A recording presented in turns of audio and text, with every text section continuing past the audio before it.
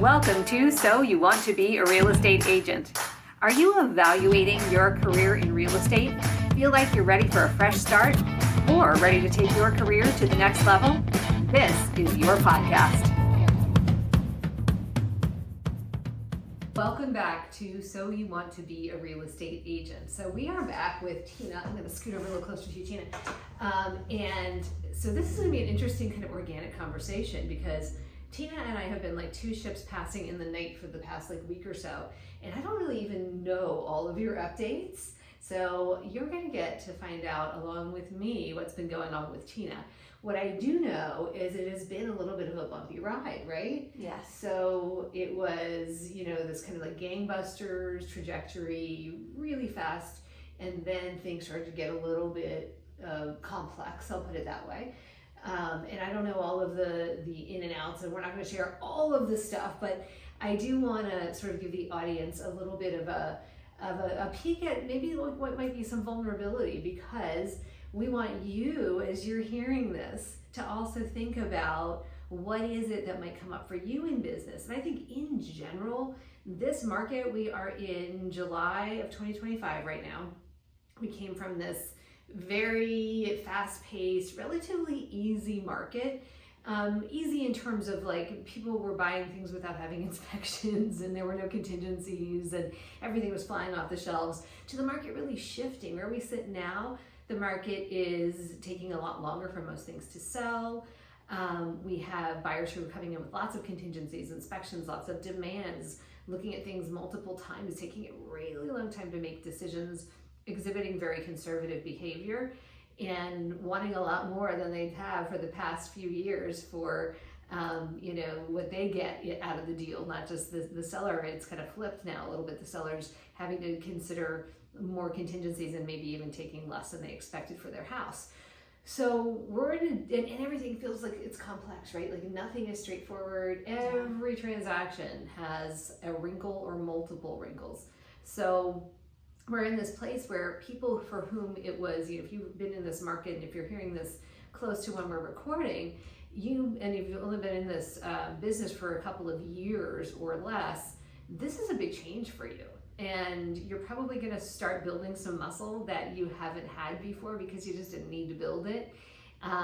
So I want to talk about what Tina's experience has been, in hopes that it helps you understand what you can do. And here's the real plus to this. This is like the kind of reframe for anybody who's going through something like this, is the lessons you're learning now, even though they feel quick and harsh sometimes and compounded, these are lessons that you are not going to have to learn again, because they're going to make an impression at this early impressionable stage in your career. For agents who don't go through this kind of thing, let's say you've been in the industry for 8 or 9 years, and this is your first time having this kind of experience, it's going to hit you differently. It's going to make you feel like this is almost like it's like a rude awakening that doesn't really get into your synapses the same way, and probably isn't really going to change the way you do business unless you have a great level of adaptability, in the way that if it hits you early in your career, it gives you the ability then to mold how you're doing business in a way that's going to feel much better, both for your clients and the longevity of your long-term trajectory, but also for you as a real estate agent.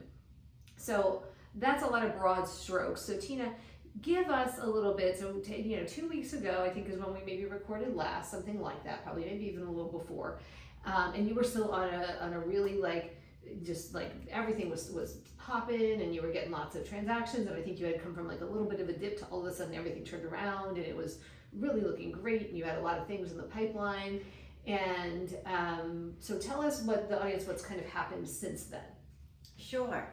So like Meredith said, it's been definitely a bumpy road, but some really neat things have happened though too, and come out of it. One of the more positive things I'd like to talk about today is, I don't know if I mentioned this before, but earlier in February I had done some cold calling, and I had spoken to somebody who had told me that they had a house for sale with another realtor, and asked me if I knew anyone who wanted to purchase it. And I said, sure, I'd keep that in mind. I'd be happy to show it. And forward a few months, and I see that there's a for sale sign for some furniture in the neighborhood, and I know that that house also belongs to that particular person. So I picked up my phone real fast, gave him a call, and also he didn't pick up at that moment, but I sent him a text just saying, hey, it's Tina, remember me? How's it going? I noticed that you had a bunch of items for sale. It was like a treadmill and things that they were clearing a home out. I said, let me know, is this for your house here in Kentland or in this area? Are you getting ready to sell it? Or is it for your other house that you mentioned to me that you were getting ready to sell with another realtor? And then he wrote me back and he's like, Tina, it's so good to hear from you. I really want to talk to you. If you have a few minutes, we have some concerns and we really need to speak with somebody else. So I got on the phone with him and I started talking to him and he was just letting me know that his property had been for sale for a couple of months now, and he just felt that it hadn't been marketed properly. He'd only had 2 or 3 people come. He had heard that even though it had an open house, it wasn't marketed as an open house until after, like the same day it became open house. So nobody really came to it. There was a couple other things going on with the house too that I found out later, but he just had no feedback from the other agent, from other people who've seen it on why don't people like my house? What's going on? Like, I don't understand why it's not selling. And he was obviously very frustrated and said to me, you know, if it doesn't work out with this other agent, we'd really like to have you help us with this house, but we also would like you to help us with the rental. And I've never done a rental before, guys. So I was super excited because I've always wanted to, but you know, it's step by step for everything. But let me tell you, so I went and take a look at his house for the rental, and I wanted to buy it immediately. So it was not, I rented out the next day. It was just one of those homes that was gorgeous. It was a formal model home, and it was like 4,000 square feet that was finished. Basement was not, but it was just chandeliers and sunken in living room and just the hugest primary ensuite you've ever seen, and the hugest, I mean, windows everywhere. It is just your dream house. But anyways, getting back to it, so originally their plan was to move into this house, but they couldn't sell the other house. So now things had to be changed, and they were so stressed and so worried. And I was like, all right, let's just take this step by step. Step 1, let me take a look at your house and tell you why I think it didn't sell.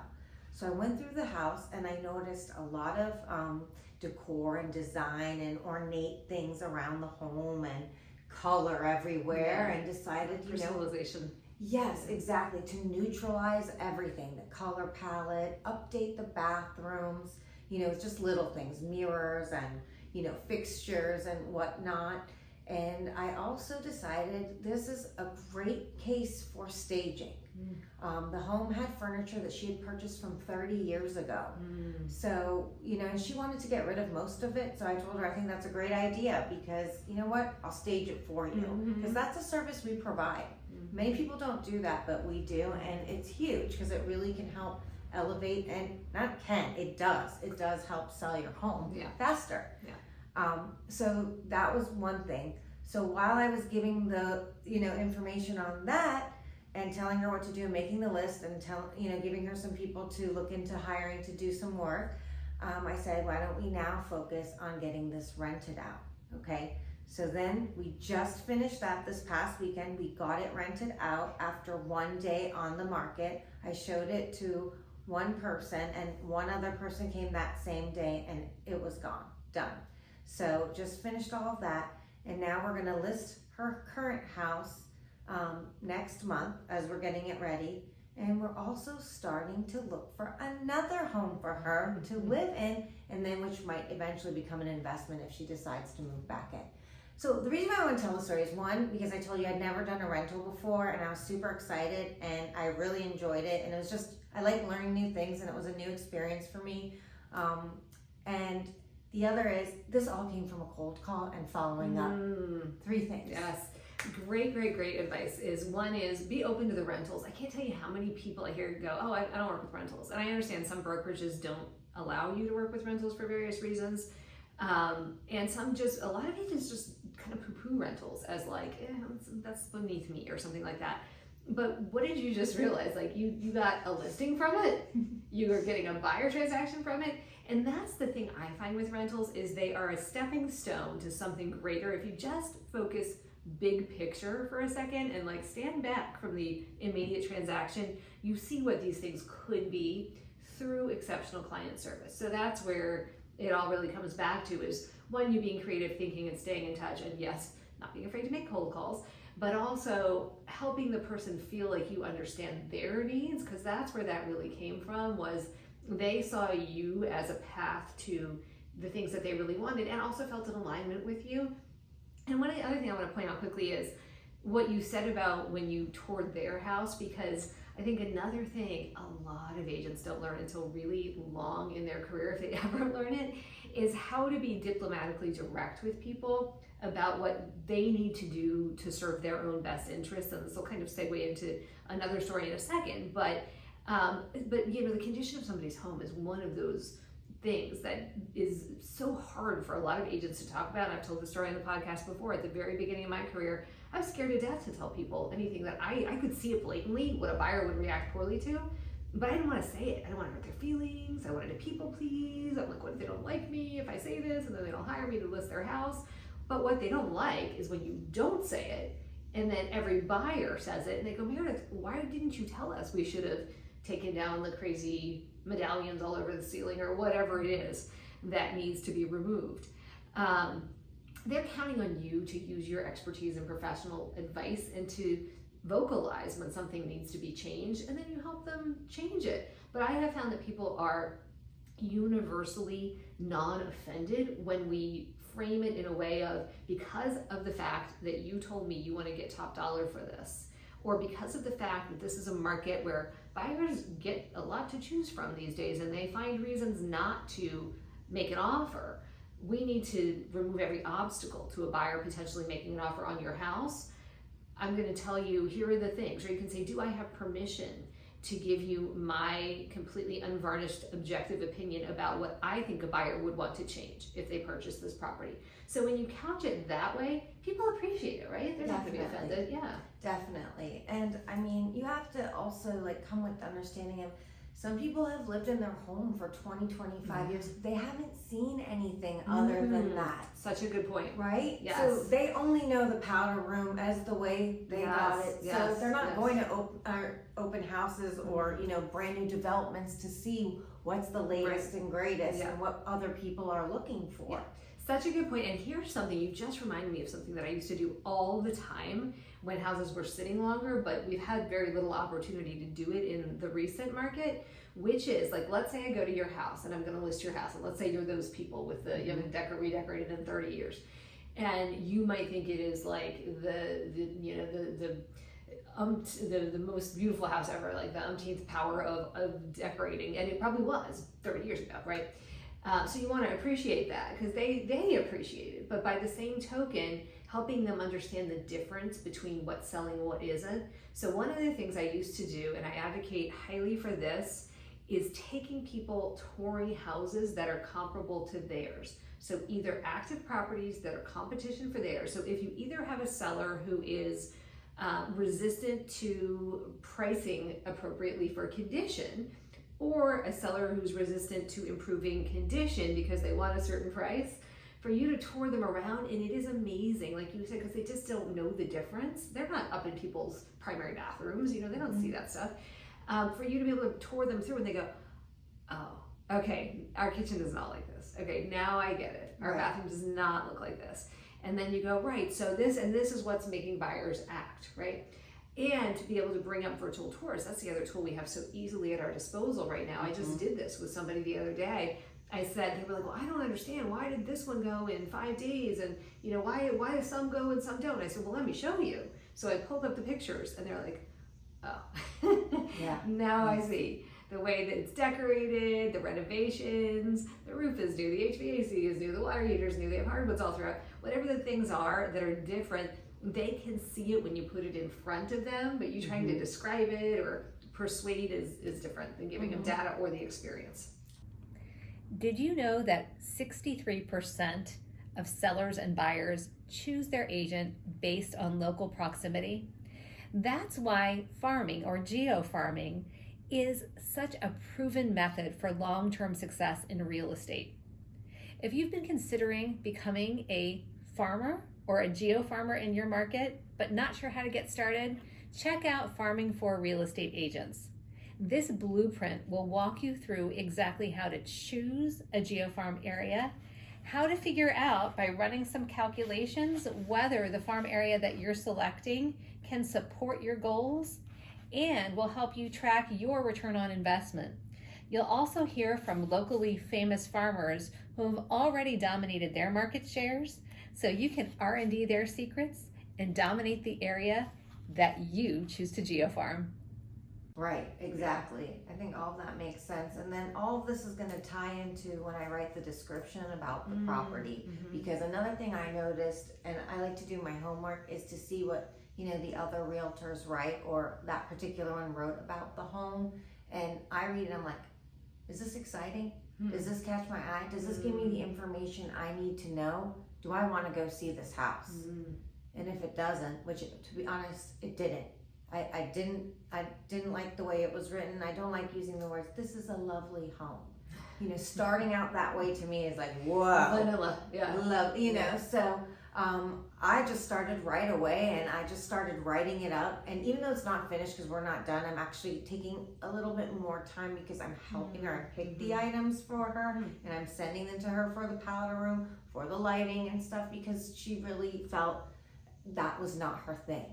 And I put her in touch with somebody else, but she just really wanted to know what I thought about the powder room. So I just sent her the top things that I think are going to sell, working on that. But now I know exactly, I can write updated powder room, updated primary, now it's going to photograph really well, and it has been updated now since the last one. It's going to feel really good. But I'm excited because it was like taking this, rough gem and polishing it up, making it a sparkly diamond. So I'm excited for it to come out. So that was a win. That was a win for me going through all right, so let's give some of the warts now, and then we'll wrap up with some of the wins, because I think as of even just a few days ago, things were feeling pretty dire, right? Yes.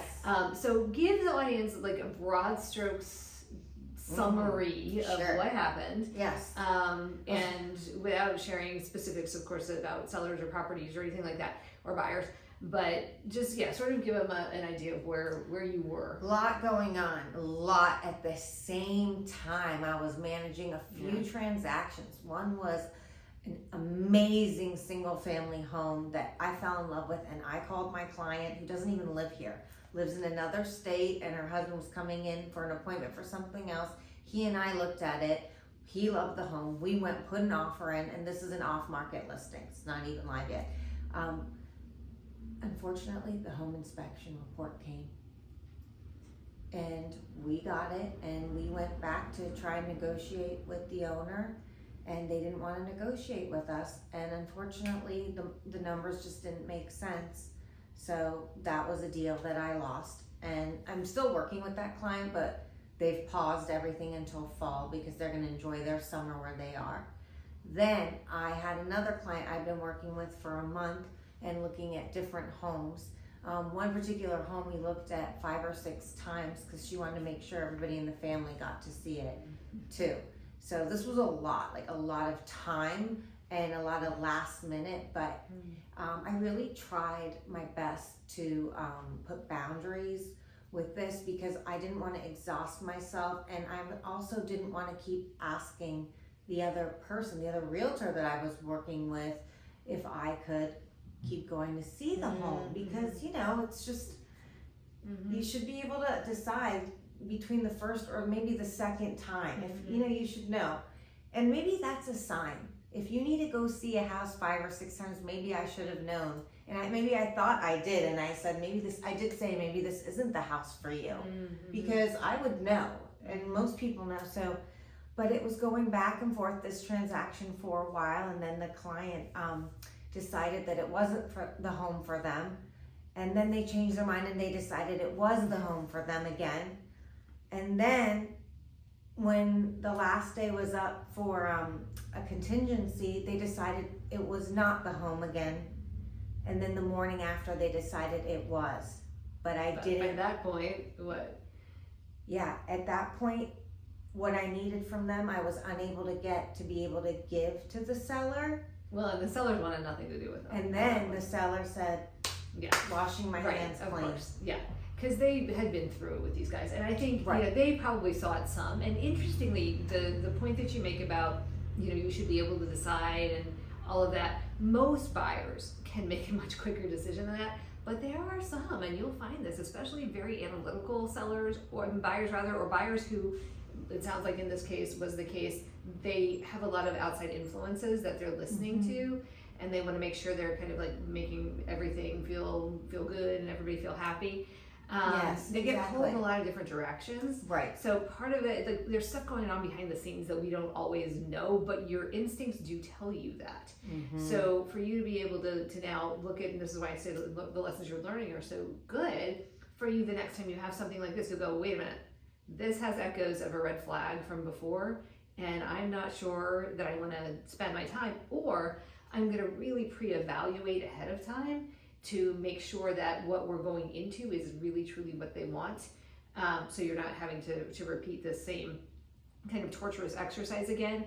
And what is also difficult here is with the agent on the other side of it, like I totally get what you're saying about not wanting to go back a million times. I'll tell you as a listing agent, right now I'm gonna come back as many times as you want to because I want to sell my houses. I'm fine with that. Although I might kind of wonder, like if it's you and another, and it's so funny still in this market how this is happening. A house will sit on the market for 60, 90 days. You get an offer, suddenly another offer comes in, and sometimes that's us calling and making that happen. But it's very odd how you sit forever without one, and then you get competition.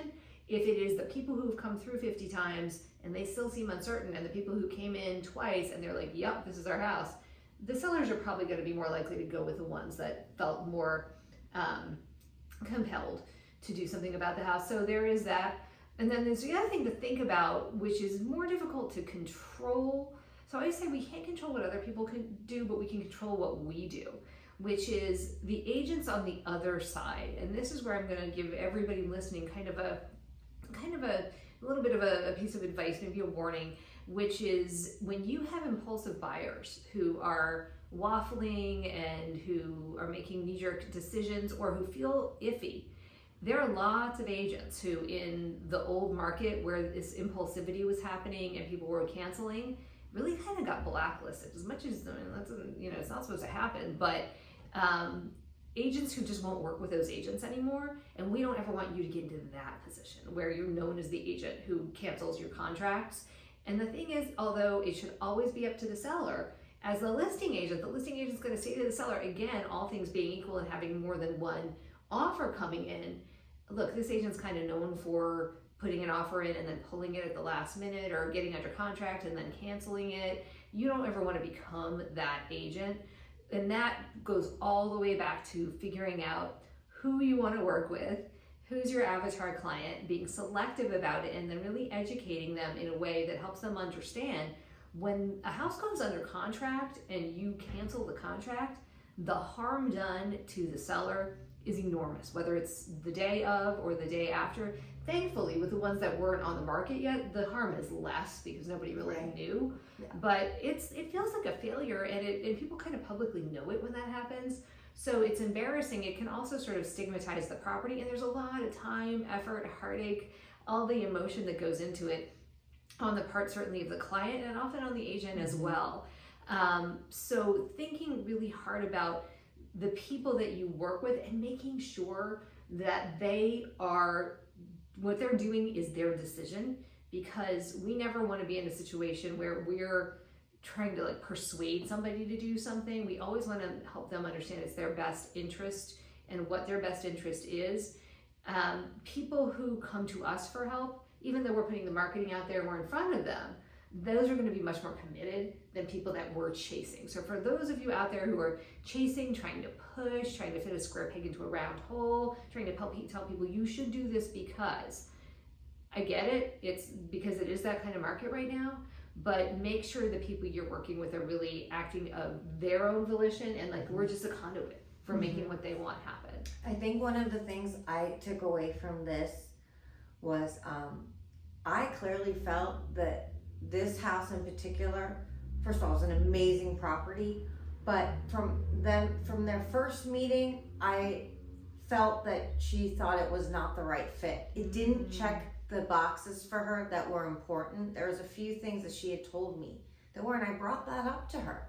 You know, I said, you know, I know that having XYZ is important to you, and this particular property doesn't have that. Do you think that you could live without that? And I didn't say anything. I just wanted her to like talk it through and think. But she wasn't sure. She's like, I don't know if I could live with that. I'm not sure if I can.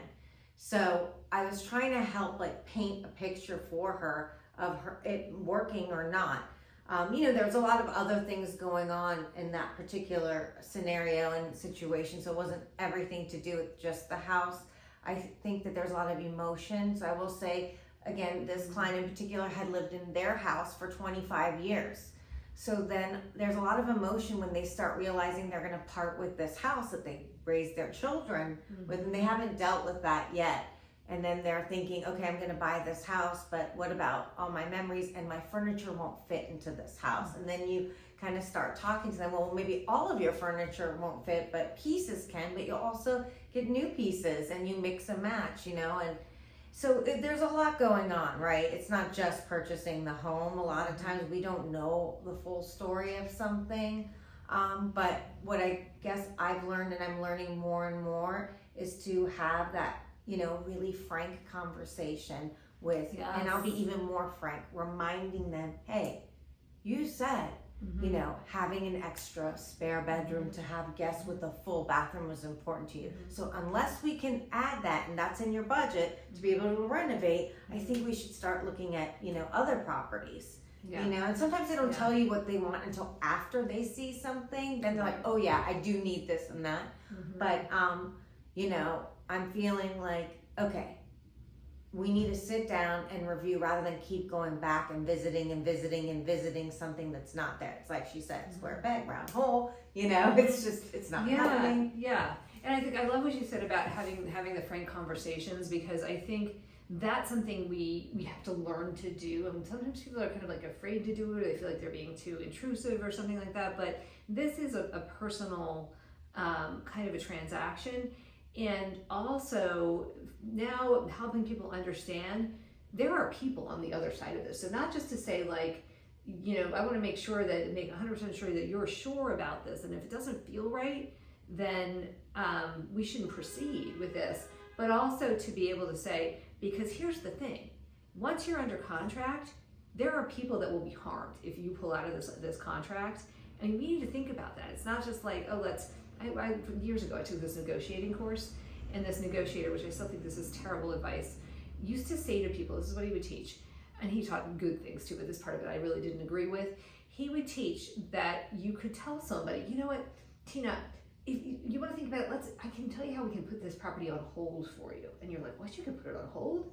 Well, yeah, well, how can you do that? Well, because we can just build in like a contingency, right? We can build in, or there's an HOA doc review contingency, or we can build in a home inspection contingency. And if you don't like it, go ahead home and think about it. And his whole premise was, once you have it on paper, they'll be emotionally tied to it.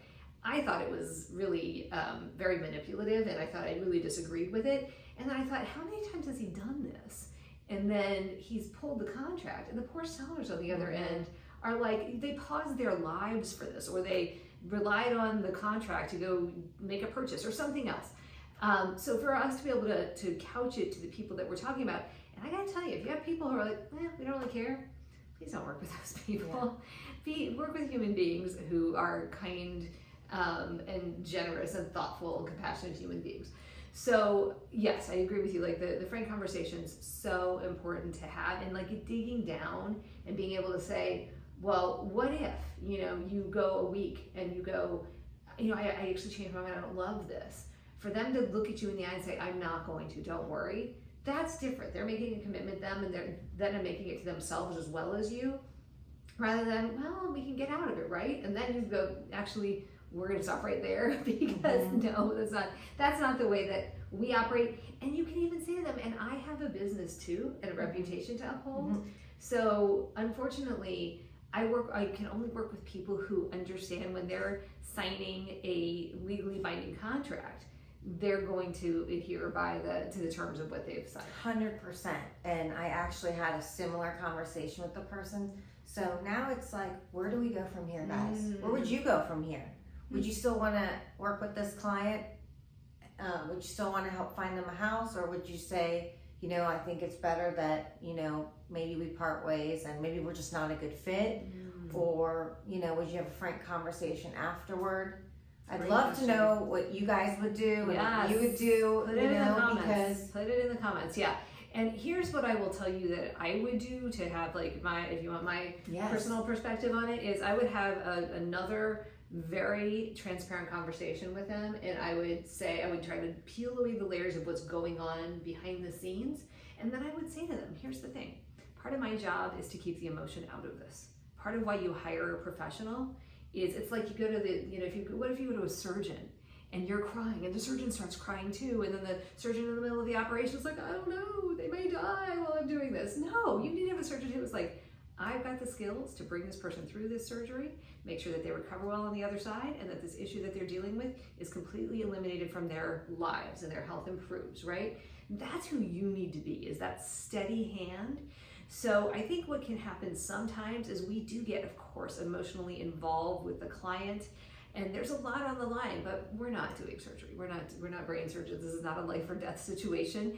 This is assisting somebody getting something, yes, that's significant in their lives that they want, but it is our job to guide them with a steady, calm, confident and professional hand that is non-emotional throughout this. So for us to be able to look at it logically, and even to say, you know what, this feels like there's still a lot of emotion around this for you, and this should be an excited, all in, yes moment for you. And if it is not that, we need to back out. It's like pushing somebody to go get married to somebody that they're having second thoughts about, right? Right. And people do that, right? And then look at what a disaster that causes.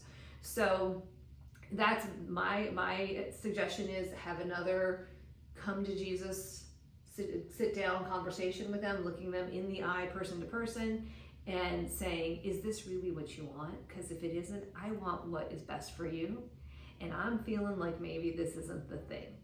But when we find the thing, I'm ready. So if you go see the thing, I'm ready to help you. If I see the thing, I'm gonna let you know, but we're gonna stop going and trying to fit you into slots that you don't fit in, or into, have things fit for you that don't really fit, because that's just never gonna work for anybody. Mm-hmm. So we're at time already, and I know you have to get going, but I want to wrap up quickly with, because you had this rough kind of a thing. So yesterday, and it was this morning, you came in, you were like, okay, I had this run of what felt like bad luck, right? And now things have turned again. So let's leave it on a positive note. Tell the audience what your new wins have been. My new wins. So I had someone call me yesterday, and again this morning, same person. They received a letter from me that I had sent out as part of a marketing thing. I have a client looking for a cottage house, and she got the letter and was like, do you really have a client? I'm like, yeah, I actually really do. She's like, I'd love to make some time for you to come see my place on Monday, and I'd also like to take some time to look at a new house that I'd like to purchase. And last night, while I was on the other line trying to handle something else, a friend of mine called and told me about another friend who needs a realtor for a townhouse that they want to sell next month. And I can breathe again. I can do what I want to do. I can sell a home, which is what I want to do. And so this is what I said to Tina this morning. So sometimes when something that feels like it's a difficult, there's friction, there's tension there, when it's removed, it opens up this space for something else to fill into it. And I think that is what happened. So you had a couple things fall out that were causing friction, taking a lot of your time, a lot of your mental and emotional energy. Those cleared out. Sometimes it feels like the loss in the moment, but it turns into such a gift in the long term. So now that's happened. You had it almost instantly fill back in with things that are going to be better, greater, and now you've also got new skills that you can apply. And I just want to point out one quick one. One of them, remember I told you the first sale was due to the home inspection not going through? Well, afterward, I actually sat down and talked to Meredith about it. And each time I've been doing these home inspections, I've been learning more and more. But she actually pointed out a few things to me. And now I know better that when I'm walking with my client the first time to see the house, and I did this the other day, we first walk around the house and I point out things to them from the beginning. Oh, I love it. Yeah. So I pointed out, I can see that there's a few shingles loose, but the roof does look newer. And then I quickly look up when it was. And I said, it was done in 2019, there's a little bit of weathered wood over here or window rot. So now I know, my eyes know what to catch and what an inspector is going to point out to them. So it's not a surprise to them when they hear it, for the first time. And people love that because so many agents just gloss over that and wouldn't say anything about it. And we're not home inspectors, and we always say we're not inspectors, we're not going to catch everything, but I do see this. Like, this is probably going to come up, and I want to make sure you see this. And then they're going in eyes wide open. And when the inspection comes up and shows the exact same thing, they're like, yeah, we already knew that. We knew. Yeah, we factored that into our price. Yeah, love it. So that was a good thing that came out of a bad thing. But so many good things. Good. Well, Tina, and let me ask you this as like a wrap-up question, because I know some of you guys out there have had things that feel like real ruts in your road along real estate. I had it too when I started, and sometimes today I have things happen that just feel like giant caverns that you have to get across. Was there ever a moment where you're like, maybe I don't want to do this? Me? Yeah. No, there was not that moment. There was a moment that I said, this too shall pass. Oh, I love so, it. I love it. I'm living my dream, but the moment is, I'm going to learn from this. I'm going to move forward. I felt pressure and tons of bricks on my back, but I knew this is like the deepest mud I've ever been in. I'm going to climb out, and I won't let myself fail. So one way or another, I'm going to help this client move past, move forward. But again, I'm learning and I'm becoming better and faster and quicker. So much stronger for it. Right. Yeah. So unfortunately, some of this has to pile on and happen at the same time. But as a result, again, I see myself grow. But no, I did not think I don't want to do this job. I just think, you know what? I got to make better decisions, and I've got to put boundaries, and I've got to be able to see and hear the cues better. I'm getting better and better. Self-awareness, yeah.